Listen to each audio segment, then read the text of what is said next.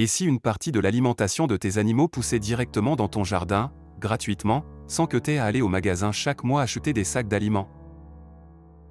C'est possible, et c'est même plus simple que tu ne le crois. Dans cette vidéo, je vais te donner une liste concrète de plantes que tu peux cultiver toi-même pour nourrir tes poules, tes lapins, tes cabris ou tes cochons, avec pour chacune les avantages nutritionnels et la façon de les utiliser. Commençons par la star incontestée de l'alimentation animale maison, la consoude. C'est une plante vivace, c'est-à-dire qu'une fois plantée, elle revient chaque année sans que tu aies à la ressemer. Elle pousse vite, elle est robuste, elle supporte bien la chaleur, et ses feuilles sont extraordinairement riches en protéines, en calcium et en potassium. Les poules adorent ça, les lapins aussi, et même les cochons. Tu la coupes, tu la jettes dans l'enclos, les animaux font le reste. Une touffe de consoude bien installée peut être coupée 4 à 5 fois par an. C'est une plante à avoir absolument si tu veux réduire ta facture alimentaire.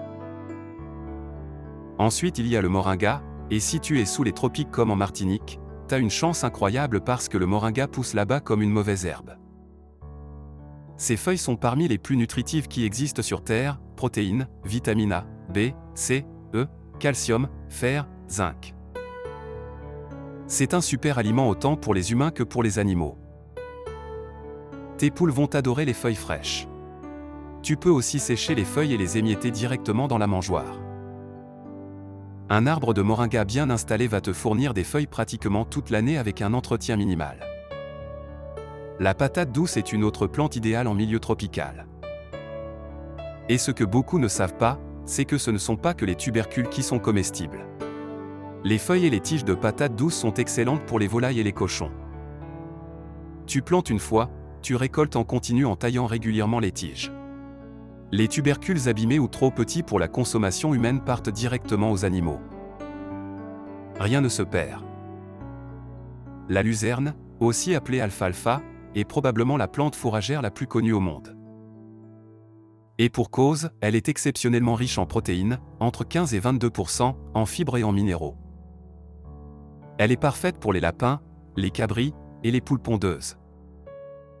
Elle pousse bien dans les sols bien drainés, elle tolère la chaleur, et comme les légumineuses, elle fixe l'azote dans le sol, ce qui est un bonus pour ta parcelle. Tu peux la donner fraîche ou séchée.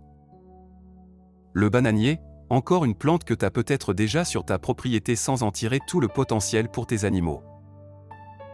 Les régimes de bananes trop mûres ou abîmées, les bananes vertes, les pelures, les troncs de bananier découpés en morceaux, tout ça peut nourrir tes cochons et tes volailles. Le tronc de bananier notamment est très apprécié des porcs, il est gorgé d'eau et leur apporte hydratation et fibres. Le tournesol est une plante simple à cultiver, rapide et doublement utile.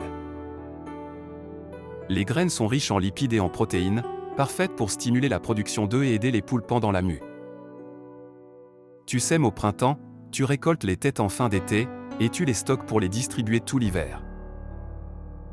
Tu peux aussi laisser tes poules accéder directement au plant en fin de saison, elles vont nettoyer les graines restantes elles-mêmes. Le maïs, tu le connais forcément.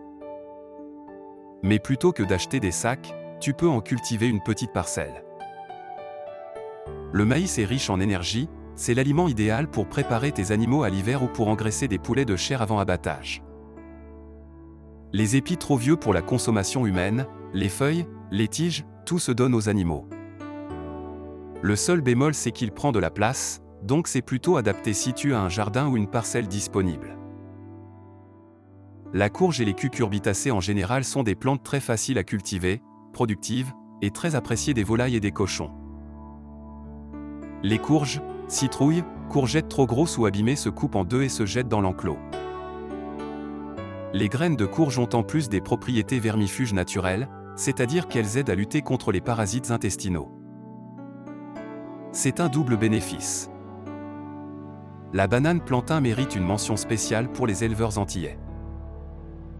Les fruits trop mûrs, les peaux, les fleurs de bananier, les tiges hachées, tout ça peut compléter l'alimentation de tes cochons et de tes volailles. C'est une ressource locale, disponible partout, souvent gratuite si t'as le bon voisin. Enfin, n'oublie pas les herbes simples comme l'ortie, la chicorée sauvage, le pissenlit, le basilic et le thym. Ces plantes que tu as peut-être déjà autour de toi ont des vertus digestives et antiparasitaires pour les animaux. Les distribuer régulièrement en complément, c'est soutenir la santé naturelle de ton élevage sans médicaments.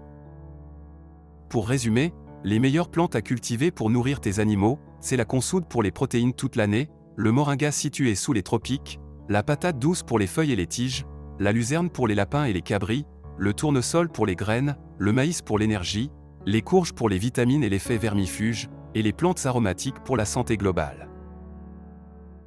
Commence par 2 ou 3 de ces plantes, observe ce que tes animaux préfèrent, et agrandis progressivement. L'objectif n'est pas de remplacer totalement l'aliment industriel du jour au lendemain, mais de réduire ta dépendance et tes coûts mois après mois. Si cette vidéo t'a donné des idées, laisse un commentaire pour me dire quelle plante tu vas tester en premier.